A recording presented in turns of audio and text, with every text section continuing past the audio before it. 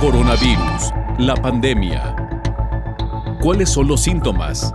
¿Cómo se transmite? ¿Qué puedo hacer para protegerme y prevenir la propagación de la enfermedad? Nuevo padecimiento que ha encendido las alarmas de los sistemas de salud.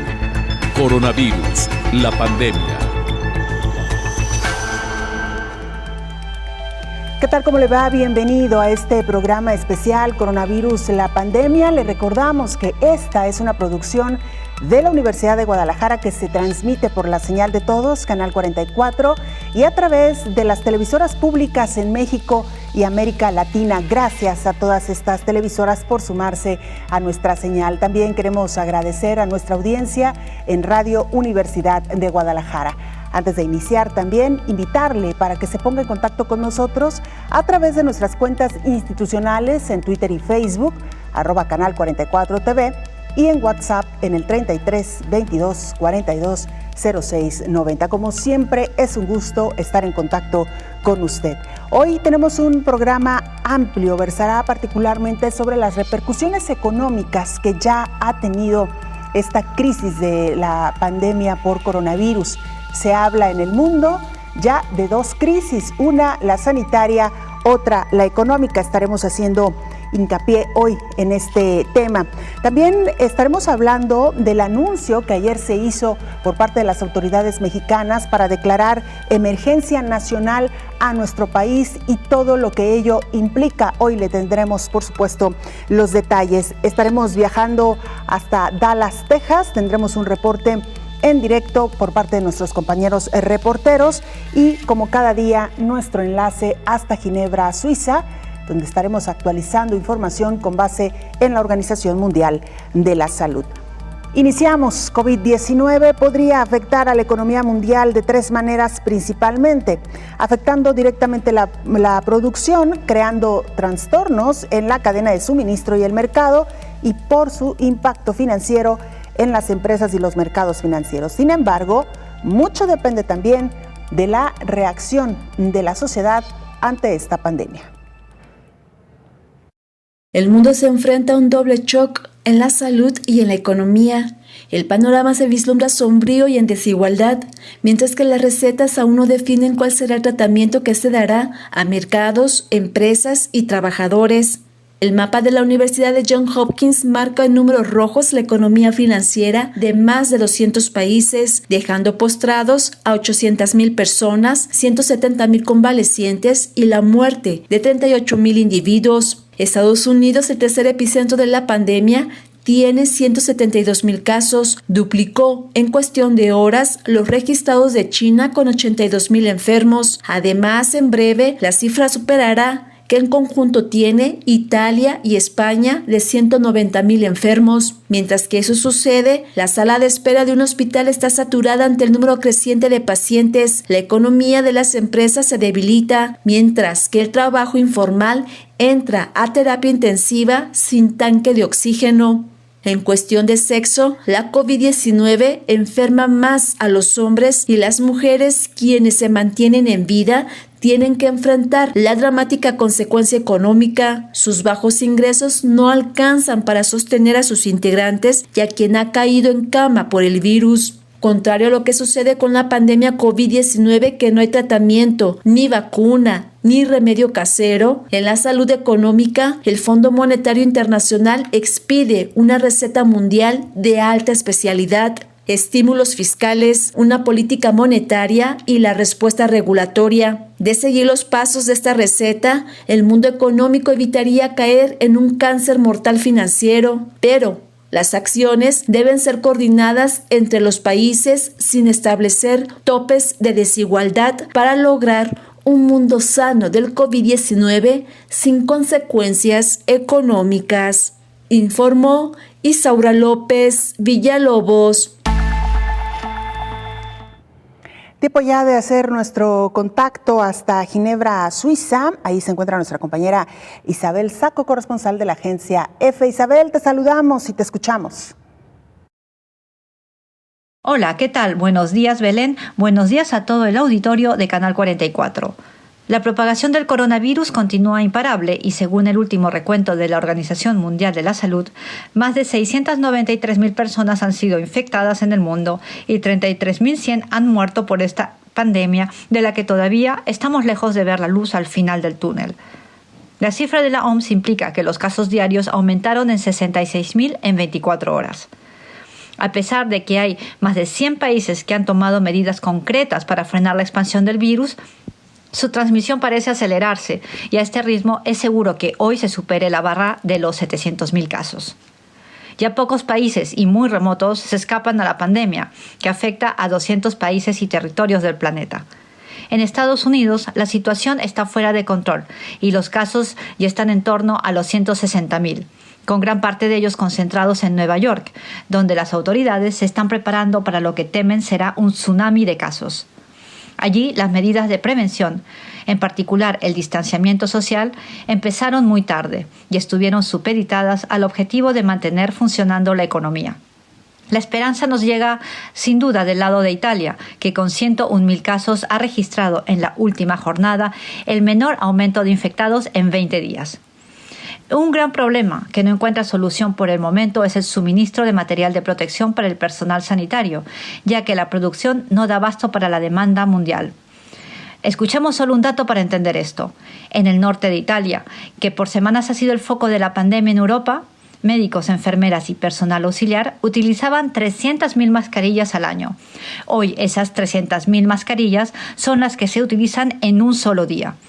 Por eso, la OMS ha pedido a los países del G20 que aumenten la producción de ese equipamiento médico y a sus gobiernos en particular que trabajen con las compañías para aumentar la producción, pero también para que estos productos puedan atravesar fronteras sin problemas y que su reparto sea equitativo.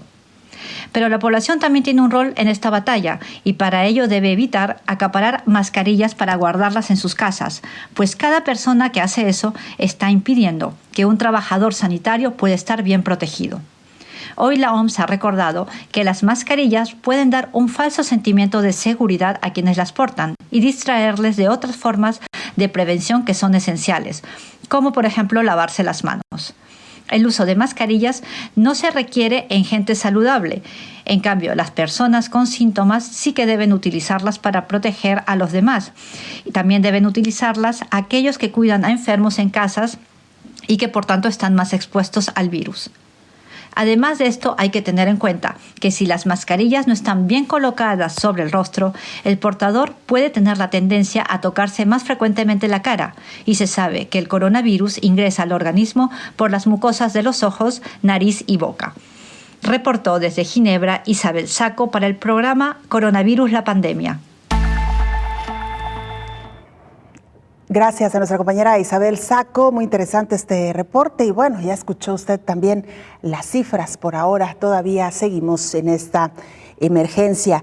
Y bueno, le hablábamos al inicio de este programa que hoy dedicaremos parte de Coronavirus la Pandemia a hablar sobre la crisis financiera que vive el mundo. Haremos hincapié en algunos aspectos que han inquietado particularmente a los ciudadanos. ¿Qué pasará, por ejemplo, si la empresa o la fábrica donde usted trabaja decide parar y usted tiene que resguardarse en su casa por varios días? Bueno, esta y muchas otras preguntas nos tratará de responder hoy el doctor Antonio Sánchez Sierra. Él es coordinador del doctorado en estudios fiscales del CUSEA aquí en la Universidad de Guadalajara.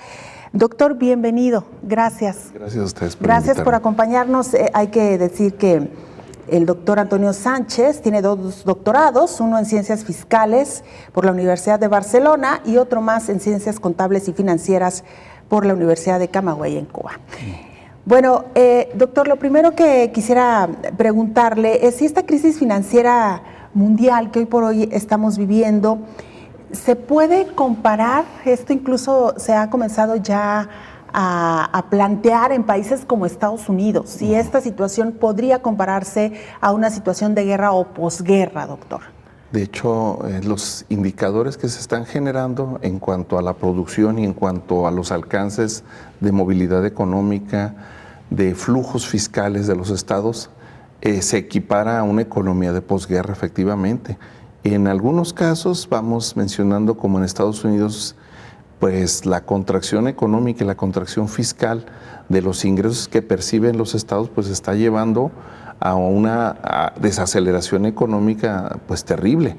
Ahora, en el caso, por ejemplo, de China, pues China tiene reservas como para aguantar esta crisis sanitaria y esta crisis económica 2 o 3 juntas, pero no casos como México, no casos como Canadá, incluso la Unión Europea. En Alemania se le autorizaron deuda ilimitada al Estado alemán para hacer frente a esta contingencia, dicho por la presidenta de Alemania, la más fuerte desde la Segunda Guerra Mundial. Aquí lo que preocupa de estos entornos es que como nuestras economías y nuestras cadenas de suministro están globalizadas, lo que le afecta a China le está afectando a México, le va a afectar a Estados Unidos, porque en esta globalización las cadenas productivas dependen unas de otras. Los esquemas fiscales dependen unos de otros y sobre todo los flujos también de personas y quienes dependen de esa globalización, pues estamos inmersos prácticamente todos los países que estamos en la OCDE. Aquí Gurría pues está haciendo el día de ayer también un comunicado donde nos dejen claro que se tiene que realizar conjuntamente programas de reactivación económica para amortiguar estas caídas de los ingresos de los estados, porque los estados son los que tienen que invertir, en este caso, en la atención médica, en la asistencia, y se van a quedar hasta cierto punto sin ingresos. Pero también ese es el punto del Estado, pero el punto del sector empresarial, el punto de la micro y pequeña empresa y de la economía informal, que en México es prácticamente del 50%, pues esto nos deja terriblemente más mal parados que a todos los demás países, porque de OCDE, México es el país que menos recaudación tiene en materia de IVA y en materia de impuesto sobre la renta. Entonces, con unos ingresos del tercer mundo, hacerle frente a epidemias del primer mundo, pues como que no cuadra la ecuación ni el algoritmo para realizar esa búsqueda.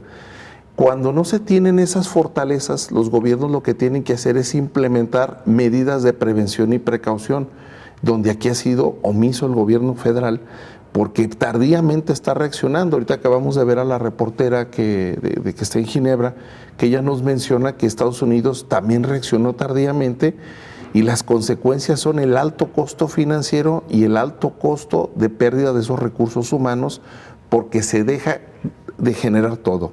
Recursos financieros, recursos económicos, recursos humanos, flujos y sobre todo lo más grave, dejan de activarse las bolsas de valores como nos está pasando, que en el pronóstico del presupuesto de ingresos y egresos de la Federación para 2020 se pronosticó que el precio del barril iba a estar a $54. Ahorita está a $10.73 según las últimas indicaciones, cuando producirlo nos cuesta $14. Pues dígame cómo qué negocio es ese, y todavía se insiste en seguir generando proyectos que tienen que ser detenidos por la salud financiera del Estado mexicano y del país, como el caso de Dos Bocas. Todos los proyectos son necesarios, la obra es necesaria, la obra pública, pero bajo cuestiones fiscales de contracción económica esto no puede ser posible. Doctor Antonio Sánchez Sierra, vamos a hacer una pausa, si me permite, regresaremos por supuesto con usted a esta charla. Mientras tanto, le invitamos para que se ponga en contacto con nosotros, @Canal 44 TV, en Twitter y Facebook, o a través de WhatsApp en el 33 22 42 06 90. La pausa, regresamos.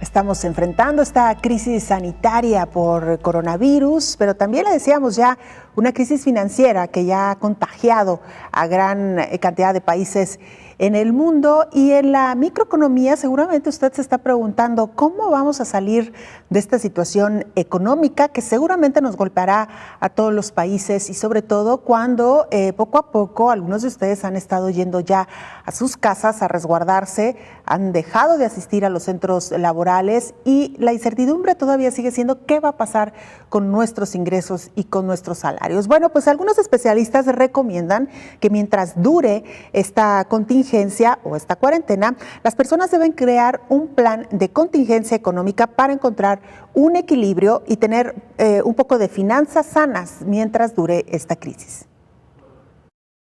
Las familias del mundo enfrentarán un par de crisis por la pandemia COVID-19, el riesgo de enfermar y financiera, ante la posibilidad de perder su fuente de trabajo y de quienes se dedican a la economía informal. Además, advierte el especialista en salud mental José de Jesús Gutiérrez Rodríguez que las medidas restrictivas como cuarentena y el confinamiento que se ha extendido en algunos países podrían provocar más problemas de pareja.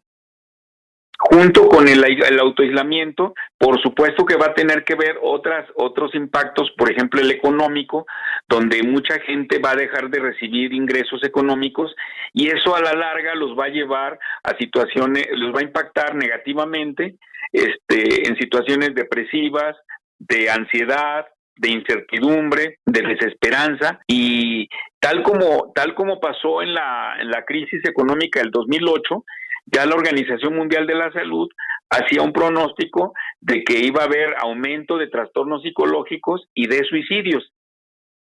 El especialista recomienda que mientras se encuentran en cuarentena, los individuos o las parejas deben implementar un plan de contingencia económico y replantear sus necesidades, enlistando las principales prioridades para encontrar un equilibrio una vez que la crisis pase. Por otro lado, indica sobre el riesgo de que aumenten los accidentes en la población infantil al pasar periodos largos en casa, como cuando son vacaciones, e incluso los reportes de violencia intrafamiliar aumentan hasta un 50%. Según el especialista en salud mental en China, se ha suscitado un fenómeno después de la cuarentena. Dice, se han incrementado las solicitudes de divorcio. ¿Qué puede pasar? Bueno, por ejemplo, en China, lo que empezó a suceder es que se empezó a notar un incremento de las situaciones de las solicitudes de divorcio. ¿Por qué? Porque en la dinámica a la que estamos acostumbrados cada quien, pues no estamos acostumbrados a convivir una buena cantidad de tiempo todos los miembros de la familia. La pandemia COVID-19 no solo impacta la salud de las personas, sino también en su economía, que de acuerdo a la Comisión Económica para América Latina y el Caribe de las Naciones Unidas, CEPAL, el desempleo aumentará, informó Rocío López Fonseca. José Ángel Gurría, secretario general de la OCDE, ha dicho que irremediablemente todos los países enfrentarán una crisis de recesión debido al coronavirus. Mientras hay quienes están aburridos en casa durante la cuarentena, hay otros que enfrentan el aislamiento desde el desempleo. Después de que haya pasado lo peor del COVID-19, la población se enfrentará a la crisis de empleo que sobrevendrá, advirtió el secretario general de la Organización para la Cooperación y el Desarrollo Económicos, José Ángel Gurría. La Organización Internacional del Trabajo estimó que hasta 25 millones de personas podrían perder su puesto. Eso implica que las personas van a dejar de ganar en conjunto 3.4 billones de dólares estadounidenses. Hay compañías que mandaron a su personal a trabajar desde casa, otras redujeron horas laborales y unas despidieron a parte de su plantilla. En todo el mundo, unos 2.000 millones de trabajadores tienen una ocupación informal, es decir que 6 de cada 10 están en esa situación. Ellos tienen el reto de cumplir con el distanciamiento social y no perder sus ingresos. Solo 1 de cada 5 personas a nivel mundial tiene derecho a una prestación por desempleo, así que la Organización Internacional del Trabajo reconoce que los despidos son una catástrofe para millones de familias. La cancelación de vuelos y reservas en hoteles implicó que los primeros en sufrir las consecuencias económicas son quienes tienen una ocupación precaria en el sector turístico como vendedores, personal de cocina, camareros o quienes ayudan con el equipaje. Informó Elizabeth Ortiz.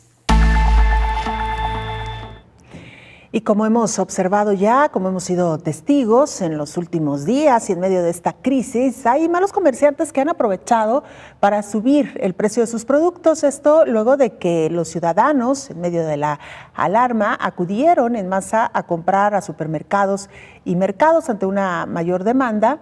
Pues los comerciantes aprovecharon algunos e incrementaron sus precios. En los diferentes países, las organizaciones que se encargan de vigilar el orden en el costo de los productos han alertado ya que no se puede cometer este tipo de abusos. En México específicamente ha hablado la Profeco.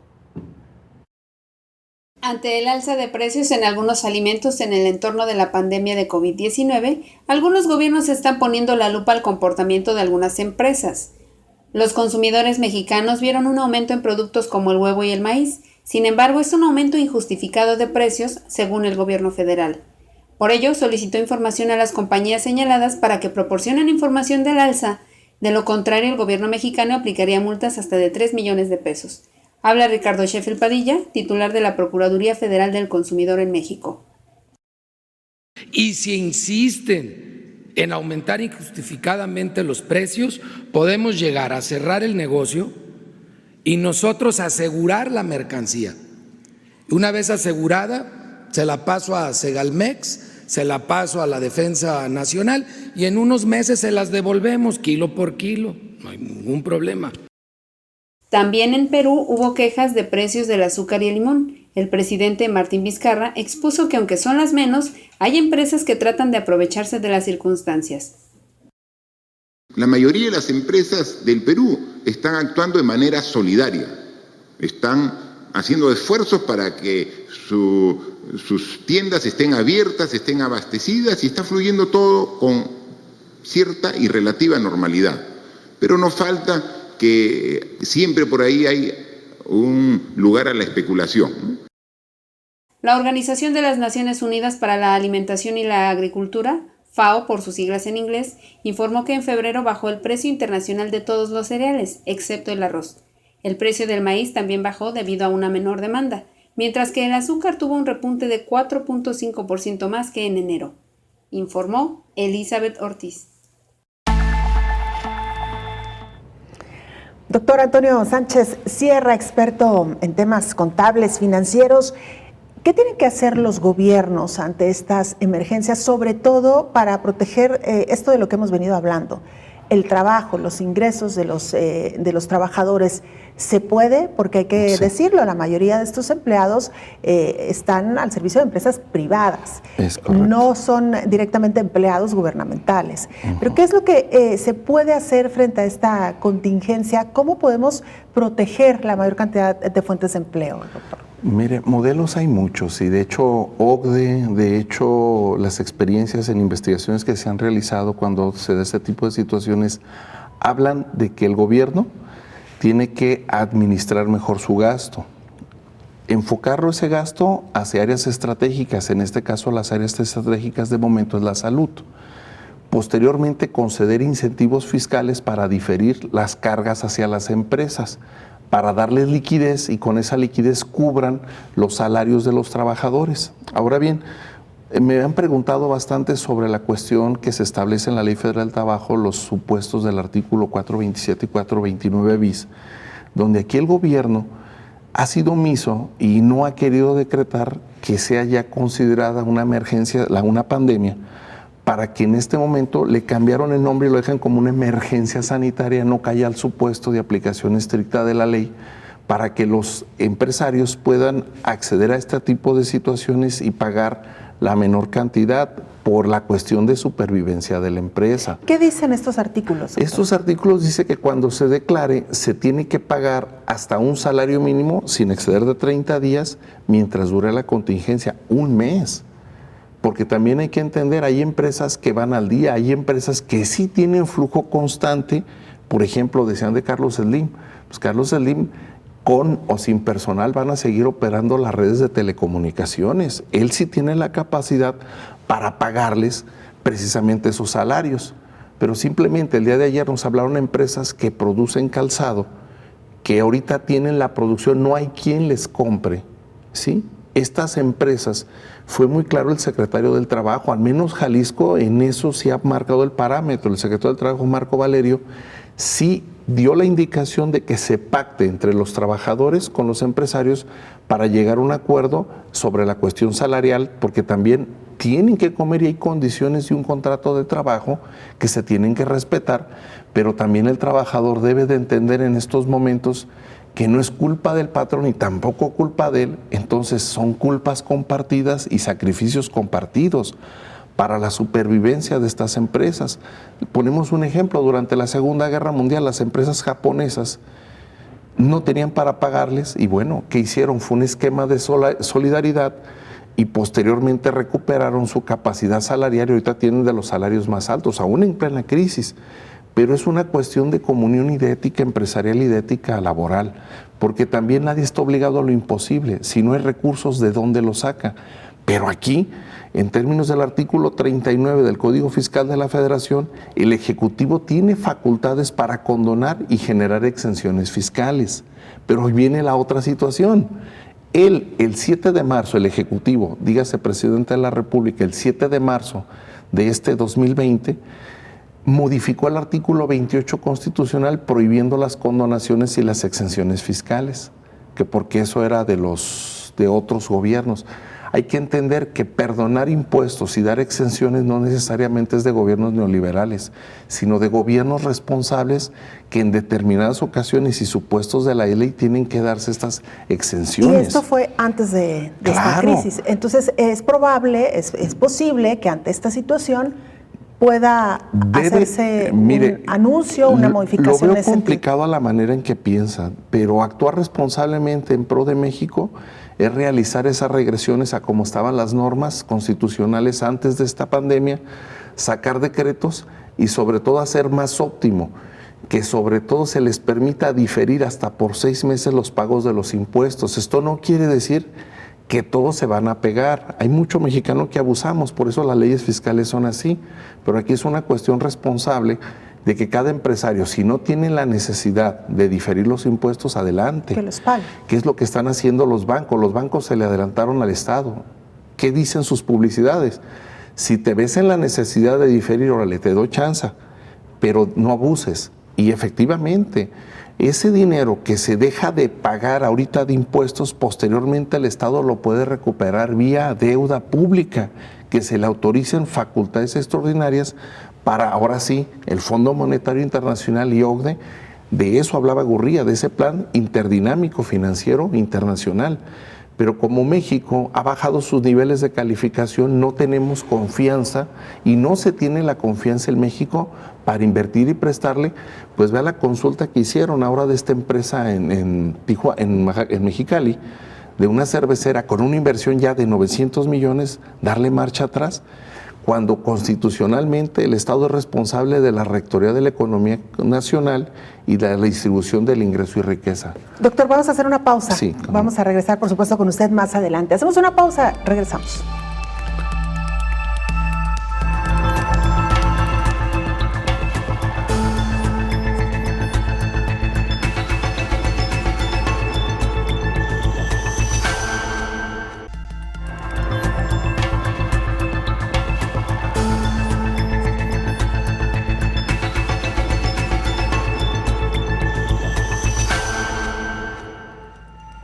Nuestra compañera reportera Liu Fang, corresponsal de la agencia Xinhua en Francia, nos preparó el siguiente reporte. ¿Cuál es la situación actual en este país? Liu, te escuchamos.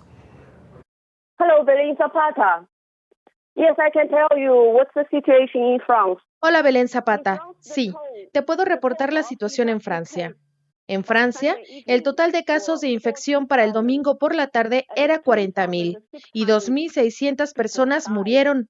So the situation is really very severe. And the authorities and the doctors, they all say, la situación es muy seria. Las autoridades y doctores dicen que la pelea contra la epidemia aún está en camino. Details worth of noting.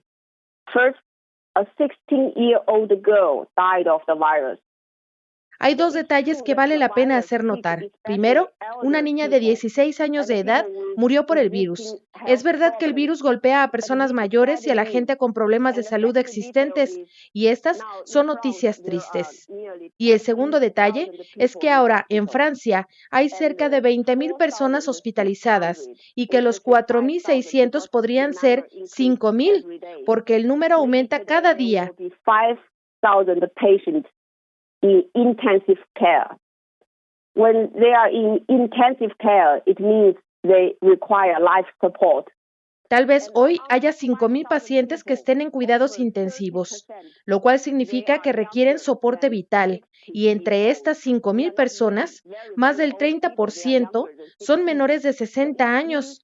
No son gente mayor, es gente menor de 60. Así, una vez más, el virus no solo golpea a la gente joven. So when we talk about the intensive care, we can find the really very important figure. Ninguna edad está fuera de peligro.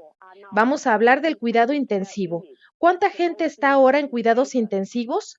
Esos son los datos importantes. Reflejan la dinámica e impacto del virus y resalta la pregunta cuando los pacientes necesitan cuidados intensivos. ¿Tenemos la capacidad suficiente para salvar sus vidas? In hospitals to save their lives. So in France, at the beginning of the outbreak, the whole country, they have 5,000 beds in hospitals that can take intensive care. En Francia, al inicio del brote, el país entero tenía 5,000 camas en hospitales que podrían tener cuidados intensivos. Entonces, ahora hay cerca de 5,000 personas. Significa que si el gobierno no hubiera hecho algo, todas las camas ya estarían ocupadas.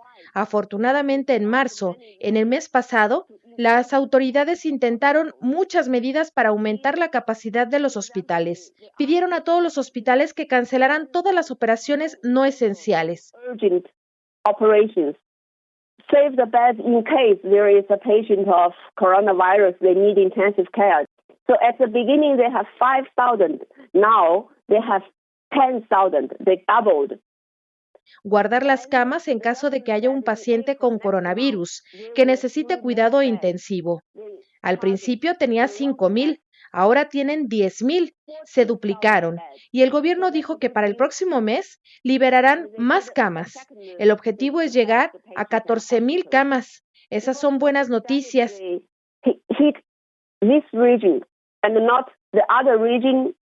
But the most important measure is lock down the country, the confinement. E hicieron una segunda etapa para ayudar a los pacientes, porque la epidemia no ha golpeado a las regiones de igual manera o al mismo nivel.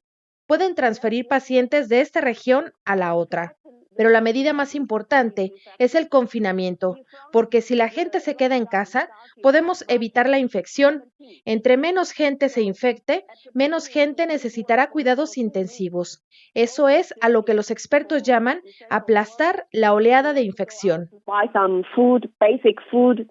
If you have a patient, if you have family needs, really essential travels, you can go out, and only once per day. And each time 1 hour. En Francia, el encierro inició el 17 de marzo. Al principio fue por 2 semanas. Solo salir por trabajo, comprar comida, si tienes un paciente, si tienes necesidades familiares, viajes realmente esenciales, puedes salir una vez por día y solo 1 hora. Tienes que salir con un papel gubernamental que puedes descargar del internet y enlistar por qué estás saliendo, a qué hora vas a salir. Firmas el papel y la fecha y cuando sales, tomas tu tarjeta de identificación y este papel y la policía te puede revisar.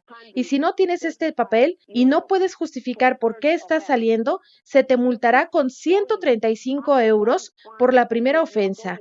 Y si sigues saliendo otra vez sin el papel y la policía te encuentra, se te multará con 1,500 euros. You will be fined 1,500 euros. So the check is really tough. And the government are also trying, besides the confinement, the hospital capacity, the country are also face some difficulties. The biggest difficulty is the shortage of protective gears. The country do not have enough masks. El gobierno también está intentando, además del confinamiento, la capacidad hospitalaria. El país también se enfrenta a la dificultad del desabasto de equipo protector. No tienen suficientes máscaras, no se tiene la protección en laboratorios. Al principio, intentaron guardar esto solo para hospitales, para personal médico. Otro aspecto que es importante es la economía. Se están tomando medidas para salvar la economía. El peor pronóstico es que en un mes de aislamiento le puede costar al país de 2 a 3% del PIB. The government, they they forecast a 1.3% growth in GDP for this year. But now only 1 month with this epidemic, they think the economy will contract.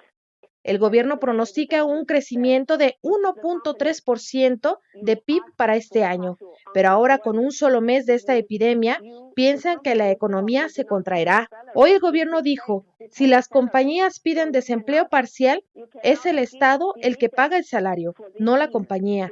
No puedes dar dividendos para este año. Pregunta a las compañías. No puedes dar dinero del Estado para pagar salarios. Das dividendos a tus empleados. Eso no es bueno. That's the latest development of today. Ese es el desarrollo más reciente de hoy. Esto puede resumir la situación de la epidemia en Francia. Eso es todo.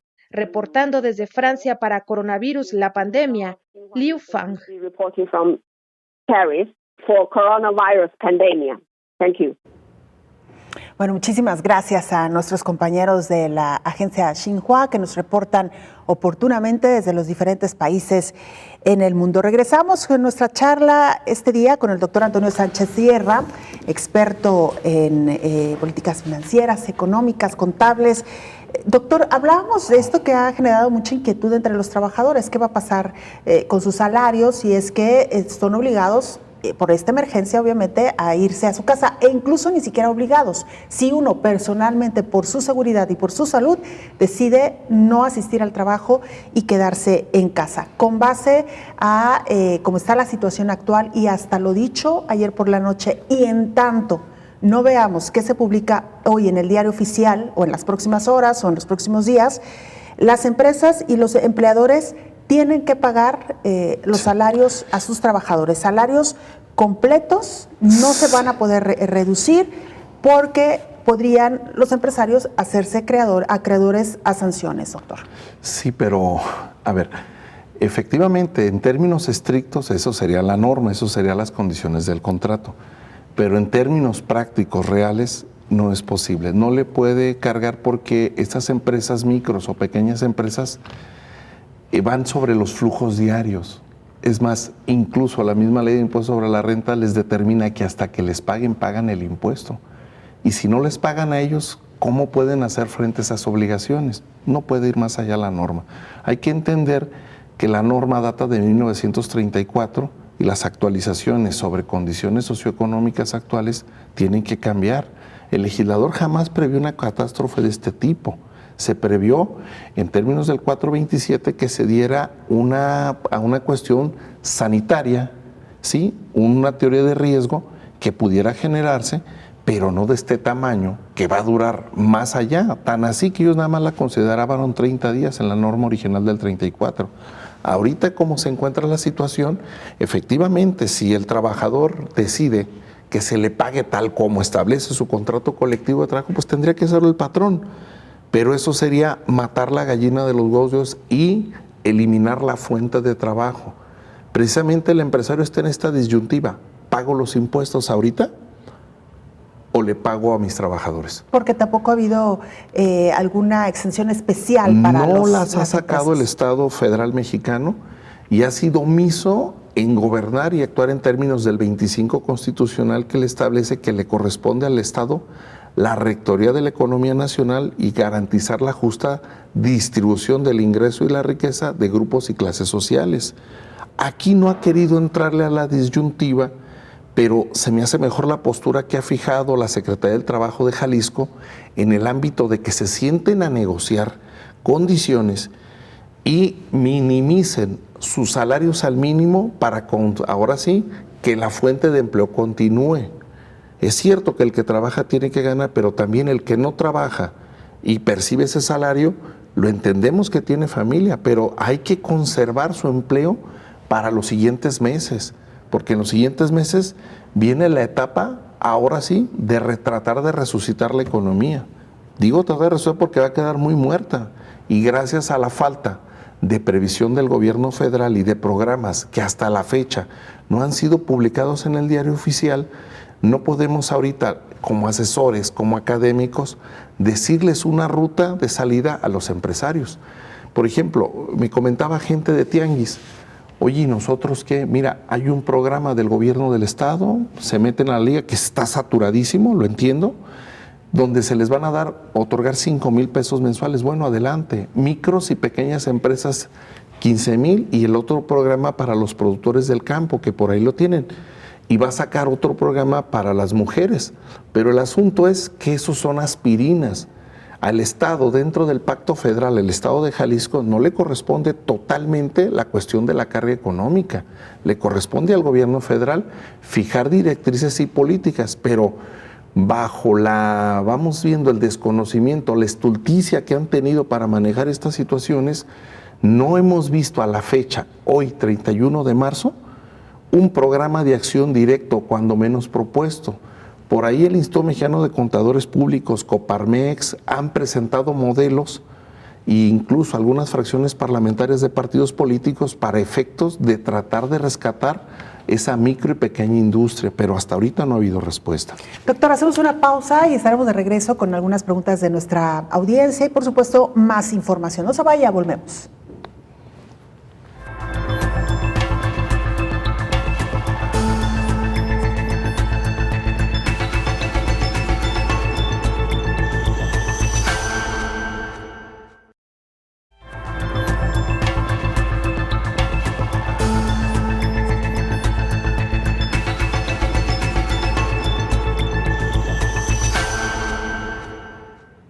Nuestro compañero Edgar Olivares está en Dallas, Texas, y desde ahí nos reporta la situación hoy por COVID-19. Edgar, te saludamos y te escuchamos. Adelante con tu reporte. Hola amigos de Canal 44, les saludo desde la ciudad de Dallas, Texas, que es justamente la más afectada junto con Houston en cuanto a casos de coronavirus en este estado de la Unión Americana. En Estados Unidos, el número de contagiados ya ha llegado demasiado lejos, muy por encima de China, que fue el país donde comenzó esta pandemia, y por ello seguimos en cuarentena. El presidente de los Estados Unidos, Donald Trump, decretó ayer la ampliación de la cuarentena hasta el día 30 de abril y descartó reabrir el país a la actividad económica el 12 de abril, que será el domingo de Pascua. Trump había pensado en que ya sería momento de reabrir el país, cosa que no sucederá. Esto no será posible debido a que la pandemia está lejos de ser controlada y que llegue al pico máximo de contagios y muertes, lo que veremos hasta mediados de abril o posiblemente hasta mayo. Esto dicen los especialistas, y eso siempre y cuando la gente respete las cuarentenas obligatorias impuestas ya por varios jueces y alcaldes en condados y ciudades prácticamente de todo Estados Unidos. En el caso de Texas, les platico que el gobernador Greg Abbott amplió su orden de restricciones en medio de esta pandemia e incluso ha decretado que todas las personas que entren al estado de Texas, provenientes sobre todo del estado de Luisiana, vecino estado donde hay más de 3.500 casos, se queden en cuarentena. Además, ha enviado a elementos de la policía del estado y de los guardias de carreteras para que hagan filtros en la frontera entre Texas y Luisiana, ya que en ese estado, como les comentaba, hay más de 3.600 casos confirmados, más de 1,000 casos de diferencia con relación a Texas, que supera los 2.500 contagios. En las calles vemos poca actividad. En cuanto a las personas que se trasladan básicamente en sus vehículos, hay muy poca gente en los centros donde regularmente hay mucha afluencia, como los parques, que son los únicos lugares donde pueden ir las personas en un número reducido, pero todo está prácticamente cerrado. Museos, centros comerciales, tiendas departamentales, gimnasios, bares y lugares turísticos. En el caso de los restaurantes, siguen operando la mayoría de ellos, pero solamente venden comida para llevar o con servicio a domicilio. Y el personal de estos establecimientos utilizan guantes, cubrebocas, e incluso los restauranteros han reducido el número de personas que trabajan en estos restaurantes dentro de sus cocinas. Los supermercados siguen operando con normalidad y tienen una gran demanda de papel higiénico, jabón de mano, gel antibacterial, guantes, mascarillas y, en el caso de la comida, insumos básicos como carnes, lácteos y comida enlatada presentan ya escasez ante la alta demanda. Hasta aquí mi reporte, compañeros. Un saludo hasta Guadalajara.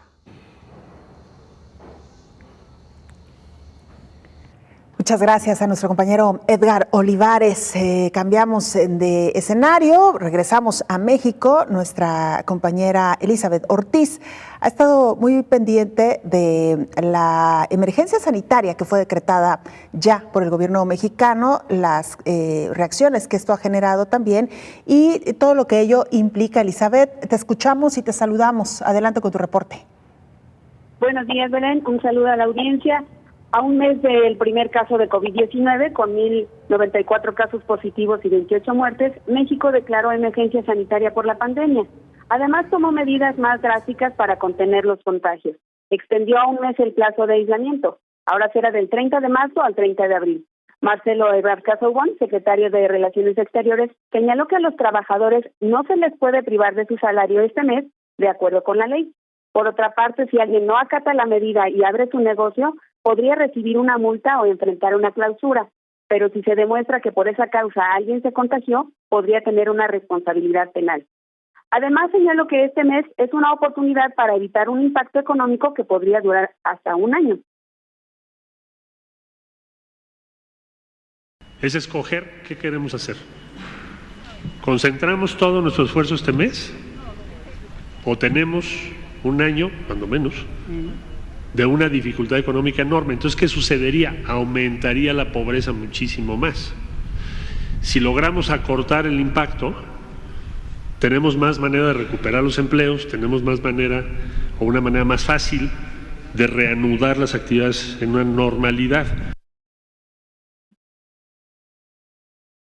Por cierto, que el censo de población que estaba en curso fue postergado. Todas las actividades, ya sea del sector público o privado, van a parar. Sin embargo, las medidas no implican un estado de excepción o un toque de queda. Es la información, Belén. Muchas gracias, Elizabeth. Gracias por la información muy completa. Sí, es importante mencionar esto que ha reiterado y ha insistido el gobierno mexicano. Esta situación de emergencia que hoy estamos enfrentando no implica medidas de toque de queda, como se ha ocurrido en otros países de América Latina. El llamado sigue siendo a quedarse en casa, al menos durante un mes, y evidentemente ir ajustando todo lo que se tenga que ajustar. Lo hemos hablado hoy, por ejemplo, en el caso de los trabajos, cómo se resolverá la parte económica, que es fundamental para todos en estos momentos. ¿Qué tipo de apoyos tendrían que brindar los gobiernos? Ya nos lo decía nuestro invitado esta mañana, el doctor Antonio Sánchez Sierra. Pues estos apoyos millonarios que se han estado desprendiendo ya en varios países del mundo, doctor. Lo hemos visto en Asia, lo hemos visto en Europa, lo hemos visto en Estados Unidos. México, de una manera más lenta, pero también hay que decirlo, acaba de anunciar esta situación de emergencia. Y bueno, también lo que tendrá que anunciarse seguramente, doctor, en los próximos días, en apoyos a las empresas que necesariamente tendrán que recibir algún incentivo, por lo menos, en medio de esta crisis financiera. Y lo que ya nos ha explicado claramente, doctor, la posibilidad de que los trabajadores acuerden con los empleadores. Es lo más correcto. Desafortunadamente, lo que acabamos de escuchar del gobierno federal genera posiciones encontradas, como que una cuestión penal. Bueno, pues si el señor está ahí para aminorar y para dar indicadores y generar líneas de trabajo, es correcto. Se puede enfermar una persona, pero no amenazar al patrón. No se puede estar amenazando. Parece que los empresarios son el enemigo de este gobierno, porque hasta ahorita se habla de que van a sacar, porque oficialmente no hay nada. Hemos abordado la página del SAT, hemos abordado la página del Seguro Social. Simplemente quieren dinero y es un contrasentido y una contradicción formal y de economía recaudatoria que durante 1, 2, 3 meses, es decir, desde el 1 de enero hasta 31 de marzo, si usted como persona física quería presentar su declaración de impuestos, no podía hacerlo porque la plataforma del SAT todavía ahorita, 31, no funciona, la van a habilitar mañana. Cuando en otros años, desde el 1 de enero usted podía presentar su declaración de impuestos desde el 1 de enero. Y en personas morales no quiere dar ninguna prórroga, lo cual es incongruente. Debe de diferirlo y debe de otorgarles esas facilidades. Doctor, muy brevemente, me queda apenas un minuto para despedir, menos de un minuto. ¿Cómo tendríamos que visualizar el mundo después de esta crisis financiera? ¿Considera usted que habrá cambios en la manera de sobrellevar y de llevar las economías en cada uno de los países, doctor? Sí, va a haber cambios y vamos a estar saliendo de una economía de guerra para empezar un nuevo crecimiento, un nuevo reajuste y un nuevo orden económico mundial, porque aquí China va a ser la gran ganadora y todas las demás economías van a ser segundo y tercer lugar, y sobre todo nos van a dirigir la economía desde Asia, no desde Estados Unidos, aunque a nosotros nos va a afectar en gran medida porque dependemos tanto del sector empresarial como del sector altamente exportador. Entonces, pues eso es lo que tenemos ahorita, y sobre todo la carga fiscal que se tiene que diferir, seguimos insistiendo. Doctor Antonio Sánchez Sierra, experto en políticas financieras contables, muchas gracias por habernos acompañado. Gracias a ustedes. Antes de despedirnos, le cuento que China está adoptando medidas estrictas en lugares públicos contra el virus de COVID-19. China ha recurrido a la tecnología como nunca antes se había visto para frenar el brote de coronavirus. Desde hace ya 2 meses, muchos ciudadanos del país asiático viven, trabajan y hacen sus compras de forma casi virtual, mientras las autoridades vigilan sus movimientos a través de los datos que quedan almacenados en los códigos QR, que indican si una persona corre el peligro de contraer el virus o si necesita cuarentena. Asimismo, las autoridades también están empleando los macrodatos provenientes del transporte público, de operadoras telefónicas o incluso de las farmacias.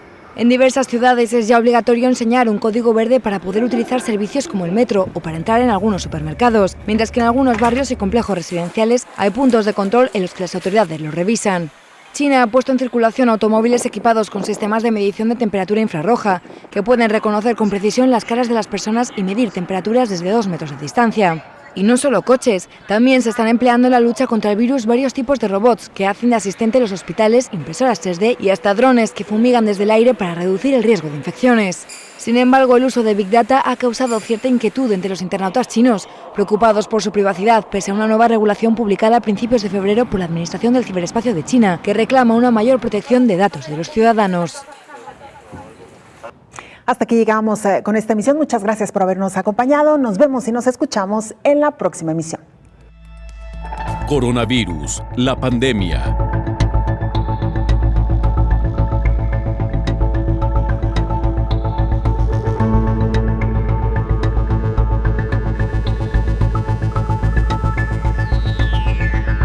Coronavirus, la pandemia.